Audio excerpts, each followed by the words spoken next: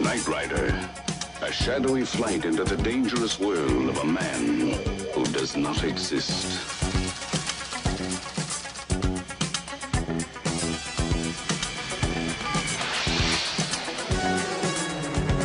Michael Knight, a young loner on a crusade to champion the cause of the innocent, the helpless, the powerless, in a world of criminals who operate above the law.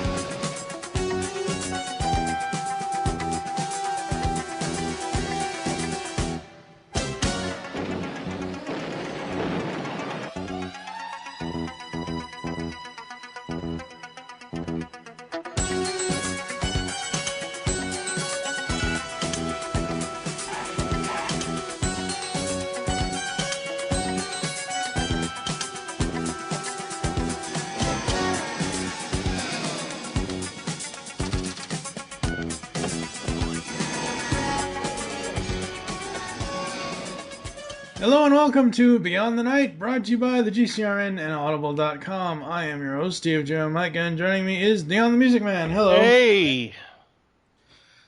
Today we're going to be reviewing, this time I will get it right, 3 more episodes of Knight Rider Classic Season 4. Yeah, I was going to look for some news and stuff. Do you have any news? I know I really don't have any. Yeah. Except, you know, I mean, for Don Peak, but I don't know if you want to... Yeah, you can mention that. Don Peak, for those of you who are into his music, they will be releasing 4 more CDs this summer. You can go to Hitchcock-Media, HITCHCOCK-media.com. They're not out yet. You can get his previous work that he's done with the Knight Rider series that he produced. But they will be releasing 4 more CDs, and one of those CDs that is rumored to be released is the Goliath episodes. So interesting. I'm going to be very excited to hear those this time around. Yeah, that's gonna be awesome. Yeah. Very, very cool. So right now, that's about it anyway. Yeah, you know, what makes me so mad about the Knight Rider franchise is NBC pretty much dropped the ball on the ratings with the '08 show, and the '08 show was good. At least in my opinion, it was good. Let's not get into a debate about that. I'm not. I was actually gonna say when 2008 came out, the ratings were high. Right, but as the show progressed, I saw a complete drop. Like, NBC hardly ever advertised the show. Right. The only time I ever saw them advertise it was on the night it was supposed to air. Right. You know, they dropped it. They just dropped the whole ball. What I don't understand is, if something as dumb and ignorant and stupid and moronic as Arrested Development, which ended in 2006, can come back and Netflix can pick it up, and fund it and pick it up and blah blah blah blah. Why can't people pick Knight Rider back up for '08? Because it was a damn good show. I don't get it. And Mike and I had talked about this off the air, you know, before we started this podcast, and I'm just going to mention it. And I said, think about this. I said, you know, you had the original Knight Rider that ran from 82 to 86, and that was 4 years. And then we didn't see it for another 20-some years, not including TKR. Yeah. You know, I said not including that series, but then you have 2008. We both agreed that 2008 was good, and I actually did finally go back and watch that, and it is good. Part of it, I guess, to me was the change in it, and I guess I didn't like that, but that's another story for another time. Yes. But I also will agree with one statement you made, TFG1, and that was they should have ended at episode 12. Knight to King's Pawn, for those that don't know. Knight to King's Pawn, which had Carr in it, and then decided from there what was going to happen. Yeah.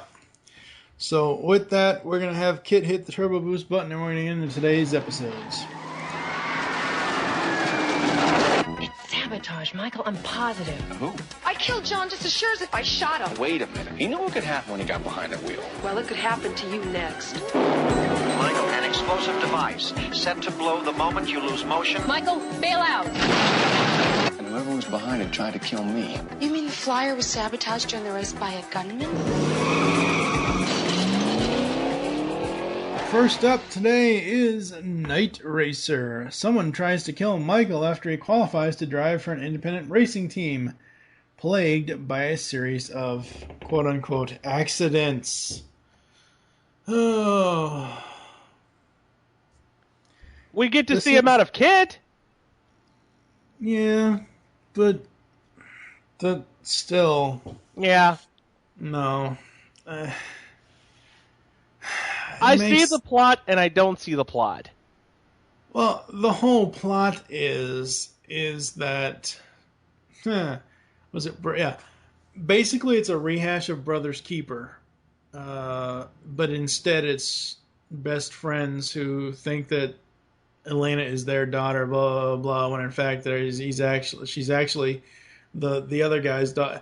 It's this whole family affair thing, and I don't care for it. I originally thought that this was one of the episodes that I could always watch. I originally thought that this was one of the ones that I always remembered, and it was. And like I mentioned last week about, at some point in any of these 80s shows, they usually just kind of like point out, hey, this is the villain. That's what they're doing in this, and I don't like it. Right. Even though last week I said I didn't like it. They didn't point it out. This week I don't like that they basically all but hit you up over the head with it, because every scene that Mac and oh Christ, what's his name? Wayne. Wayne, yeah. Every scene Mac and Wayne are in as quote unquote best friends, I already could tell what the whole plot was, because Wayne even said it. Well, you stole her away from me, or whatever it was. Right. About his daughter. Well, no, about Elena's mother. Yeah. They make the whole joke of, oh, well, you won in that department, blah, blah, blah. And I just don't care for it at all. Well, there was actually a third villain behind that, really. There were actually two people, but one, you maybe only see that one person twice. Maybe three times. What, the shooter? No. The guy in the that lives on the boat.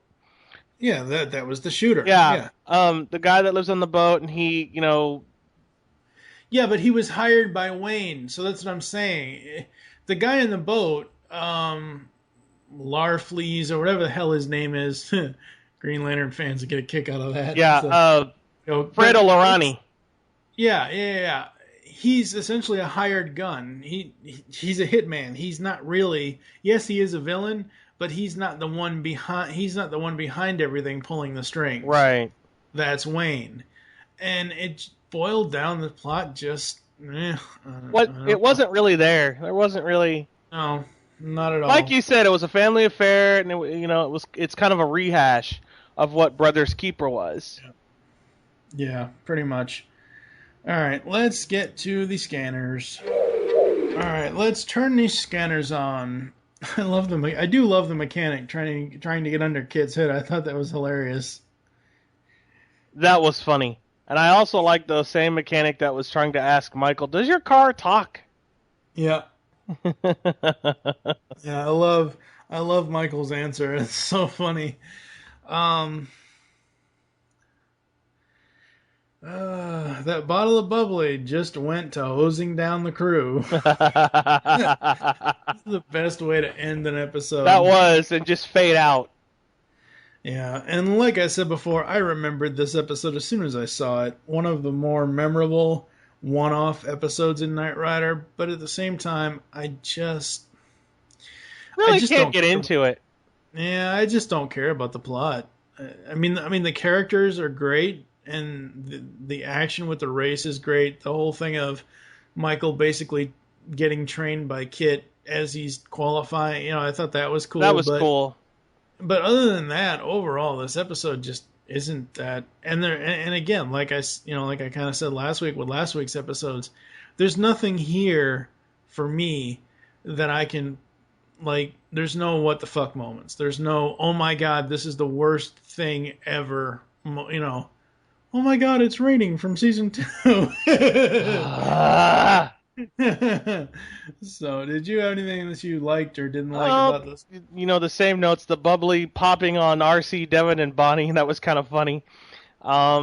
Kit kind of starring again for himself, and Michael being a smartass, and, about, Kit talking and things like that. That's really pretty much it. I mean, there's not a whole lot of things to say about this particular episode. Yeah, no, not really. So let's move on to the next one. They fit into sabotaging the defense conference. We've got him set up over there. My wallet. Samantha. These girls get out, commit crimes, and then go back into jail. One down, two to go. Sounds like these people waste anybody who get in the way. Are you into doing something a little unusual? I'll be close. Inmate and accomplice killed. Daring escape attempt.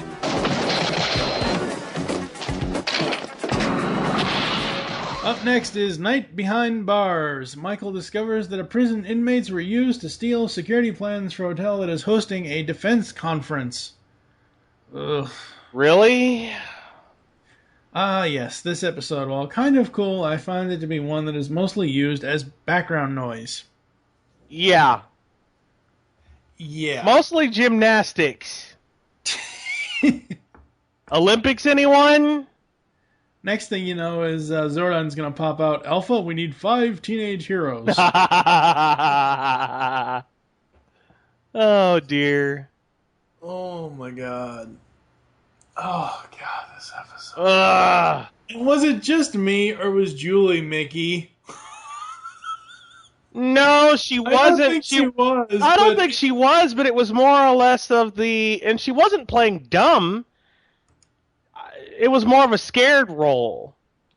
But yeah, at the same... was scared, but there was times in there where I thought, I could have sworn that she sounded like a little bit like... No. I don't mean Mickey sound. I mean like that actress when she was in the other episode, when she wasn't playing Mickey. Yeah.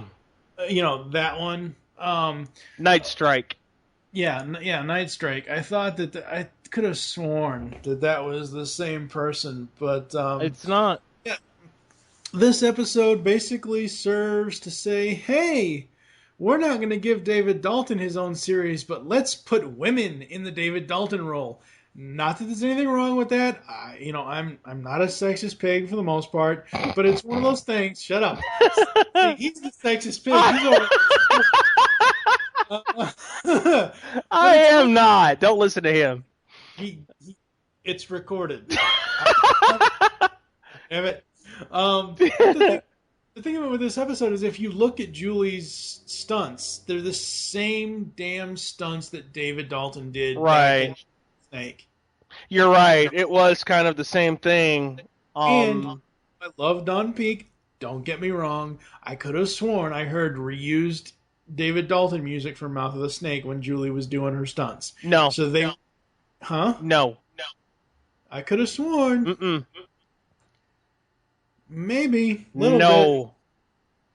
That was all composed new material. I don't know. I'm not saying it's a bad thing. I'm just No. I understand what you're saying, but no, that I'm was... not saying it's a bad thing for them to reuse a piece of music at all. I'm not saying that. I'm saying that because this episode... It sounds like it was reused. I can see where you're coming from, but no, it was all written material, new music, new everything. Now, maybe some of the, the way it sounds, I could see where you're getting that. Would be reused from Mouth of the Snake, but no. And the only reason why I say that is because, as I said before, they're basically making this episode to be, Julie is the next David Dalton as far as her stunts and abilities, right? And jumping up and because that's what David did, right? Exactly. Right. So, anything about the plot on this one? It's one of those things that are obvious because they describe the plot in great detail at the beginning. Yeah. I just, like you said, background noise. Pretty much, yeah. It's what this could be used for. So, Pretty much. If you have house cleaning, put this on, and you've got some company. There you go. All right, we're gonna get to the scanners. All right, it's time to get to the scanners. The one awesome thing about this episode, and I think I could be wrong about this, but I think it's the only episode throughout season 4 that this ever happens. Oh snap! SPM at night is freaking awesome. Yes, it is. I nearly forgot about that. Kit gets all kinds of red underlighting, and he gets blue underlighting, and it's really cool. Yeah. Yeah, so freaking cool. That's awesome. Another episode where the team gets to be in the field for the most part, minus Devin. Right. So that was cool. Right. Oh, this is at the end of the episode when Jason fell into the water. Mm-hmm. If that Jason guy was on Wipeout, he'd have a massive headache. I liked in the water. I liked the one scene, and it was kind of funny, where Kit is talking to this runner. Oh, yes. And, she's like, fat wins, and, pain wins. I'll just become a nun. And, she stumbled into the lawyer. Yeah, she stumbles into the lawyer, and then you see that love scene, and Kit plays the music. Kit plays the music and stuff like that, and I just thought that was really hilarious. Yeah, that was. I love the end. The Foundation Dry Cleaning Fund. Ha, bloody ha. Was awesome. Yeah. As far as scanners off for me, it seems that the warden is I could have sworn the actress that plays the warden in this, I think I've seen her before in other episodes. I don't know. I seem to remember her, but she is in this one. This character of the warden is way too vicious. That was the idea. I know that was the idea, but it just, I don't know, I just didn't. But I agree with you. It was too vicious. Yeah. No. All right. Let's. Any other thoughts you have for either scanners on or off? The fact that we still see Kit doing his usual things and stuff like that for scanners on. Scanners off, I kind of agree with what you said, and we've kind of summed that up. So no, not really. All right, we're gonna move on to the final episode of the day. The first show is at 8 o'clock. We're not open till then. Maybe not at all. Josh? Do you have any idea who did this to him? I only see voices. He came back to help rebuild this neighborhood, and he could use our help. Well, he's not here, and I'm not going to let you search this place. I'm going to push you to the breaking point. Now, you can count on that. Lovely day, officer! Lovely day! And the last episode of today is Dion's favorite episode of the entire series, Night Song! Well, we have two special guests in this episode. Yes, we do. We have Charlie, I forget who plays Charlie him. Connors. Yes, and we have the new addition. Yep. As the kids. A childhood friend of RC3's is involved with a blockbusting real estate developer who is trying to prevent the opening of a nightclub that could revitalize RC3's old neighborhood. I do like the whole plot of them going back to Chicago. I do like the whole plot of them referencing Night of the Juggernaut. Night of the Juggernaut, yes, because I do enjoy them referencing all that stuff. I thought that was great.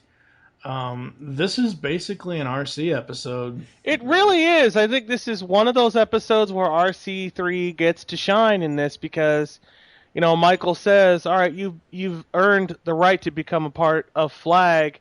Just remember one thing, this is Flag business. Right, yeah. Yeah. And, overall, I really liked the plot. I thought it was a great plot.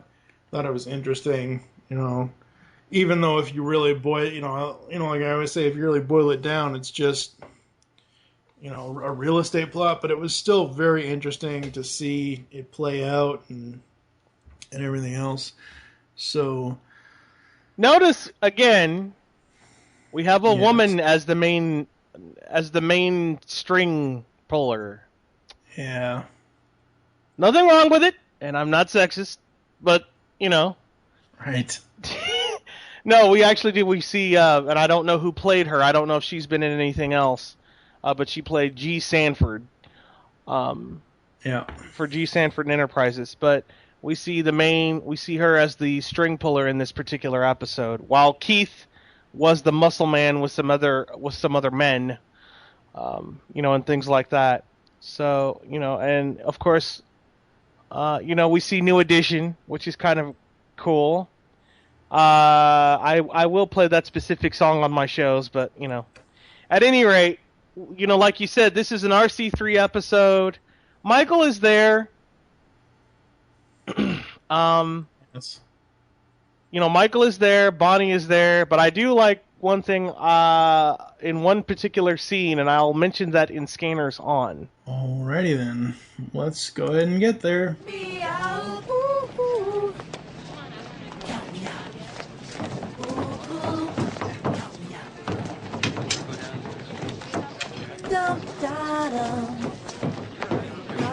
Now hold on a minute. Your timing is excellent, but your choice of percussion instruments is going to cause some conflict. Well, we need percussions, man. We need a beat. Then consider using a garbage can cover. That sound is too tense, so we need bass, all right? Right. Bass. Hey, you can talk, but can you sing? I don't know. I never really tried. Not even in a car wash? I'm afraid not. Listen to this. 1, 2, 3. Try that. Bomb, bomb, bomb. Hey, you're a better drummer than you are a singer. Yeah. Perhaps I can be of some help.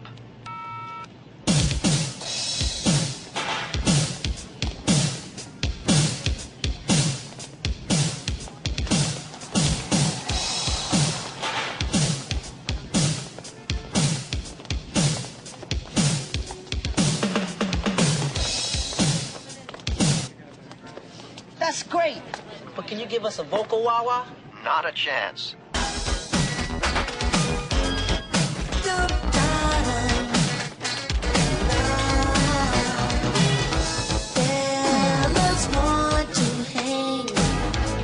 You know, Josh. All right, let's turn these scanners on. Charlie, you're doing great. Yes, I know. It's an amazing skill I've got. Charlie driving Kit. That was just awesome. Yeah, that was so awesome. I think it's interesting that Kit can get down with his bad self. What do you got? Goodbye, officer. What the? You just see, you see the officer just standing there like, whoa, there's a blind guy driving a car. Where did that come from? Obviously, like we said, New Edition, interacting with Kit, and things of that nature. This was very, very awesome. Yeah. I really, it just, also the other thing that I liked was that, Michael, because it was actually said in a YouTube thing that I saw, was actually said that they said that David could not, or not David, but other people could not drive Kit, but yet they allowed Charlie to do this, and I was very surprised, and I thought, okay, but they wouldn't allow the other people that were playing in the Foundation for Law and Government to drive, so, Well, it would take away from the whole angle of one man in his car, so. Yeah, but I kind of see the point of this. I saw the point of, that particular reason being set, or that particular rule. But Charlie Connors was awesome in this episode. And folks, yes, before you start asking me if Charlie Connors was playing a blind guy, no, he's really blind. Because people have asked me that. Is he really blind, or was he just playing a blind character? No, he's really blind. So, there you go. Yeah, he was actually like, even though it says Charlie Connors in the show on Knight Rider Online, it lists his name as Charlie Collins, but the actor's name is actually Tom Sullivan. So let's see here. Tom Sullivan. Former author, speaker. He's been on another show that we both know. I don't know if you ever watched it, TFG1. What's that? Highway to Heaven. Oh, interesting.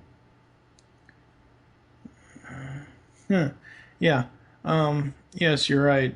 Tom Sullivan was... he needed to have a life-saving treatment, but during this treatment he was given too much oxygen, which caused permanent blindness.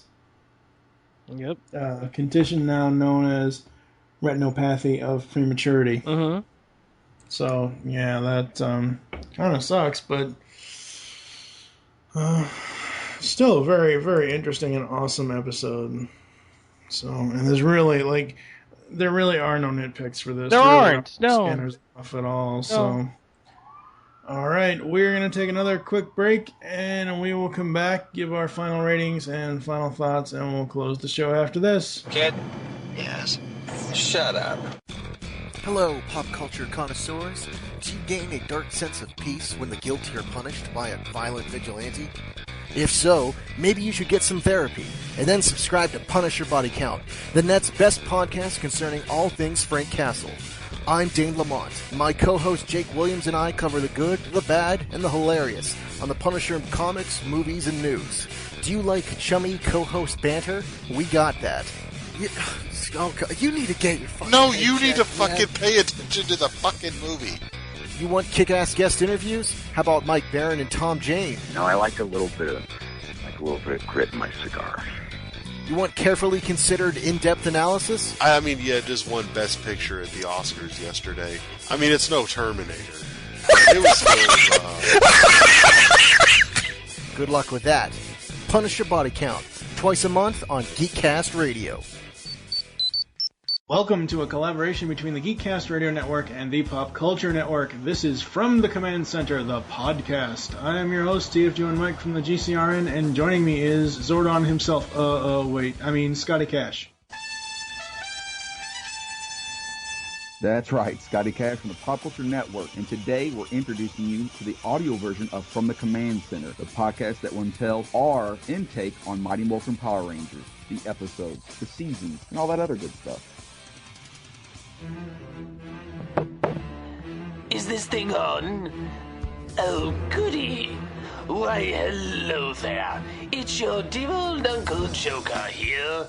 I bet you're asking yourself, what could I be possibly doing here of all places? Well, I'm laughing at the fact that this new podcast presented by Geekcast Radio is called Legends of the Dark Knight. Who the heck knew the Bat was so popular? Ugh. Join Steve, Mike, and sometimes Tara for reviews on the greatest DC animated universe cartoon to ever meet Gotham City. So join moi for the talk of the town, or I'll send Captain Clown after you. He gets mighty angry when he doesn't get to have his garbage skull. So put on a nice big smile and join us for the next Geekcast Radio Network podcast, Legends of the Dark Knight.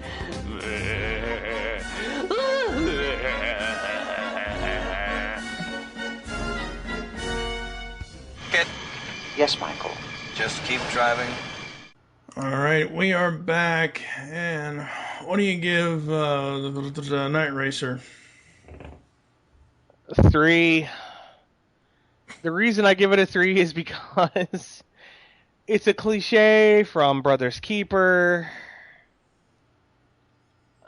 Except for, there's no Minotaur bomb, no, but it's the same kind of thing. So that's what I give that. A 1. The only reason why it doesn't get a 0 is because of the whole comedy with the mechanic. I thought that was really cool.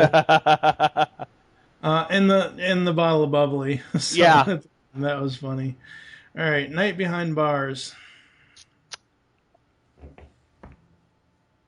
I have to give this one a 1. I have to give this one a 1. Yeah. I'm right there with you. The only good thing about this entire episode was SPM at night. That was awesome. That was awesome. Yeah. But other than that, I have to give that one a 1. Night Song? 5. Same here. Because 5. finally, we actually do get to see RC do more than just hang back on a messed up motorbike. Or a ragtop with 400 horses. Because apparently without that, life is just regular. Yeah.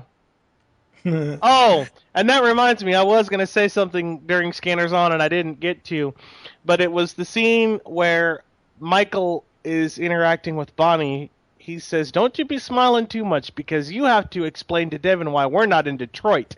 Yeah. I meant to say that earlier and I just now thought of it. Yeah, and then later on, he says, "You weren't the one that had to lie to him."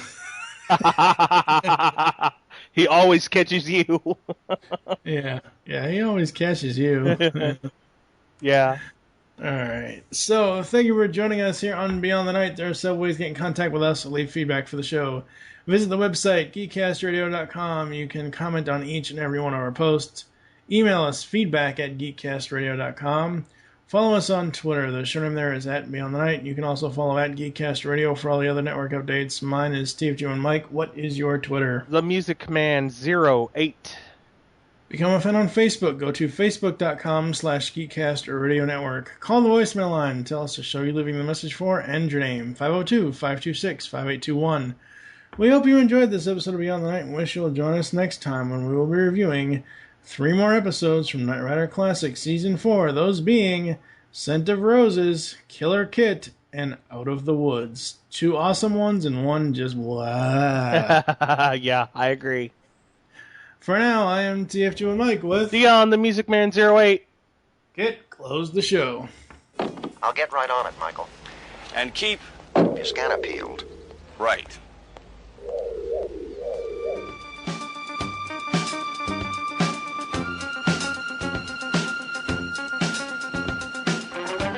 One man can make a difference, Michael. Michael Knight, a lone crusader in a dangerous world. The world of the Knight Rider.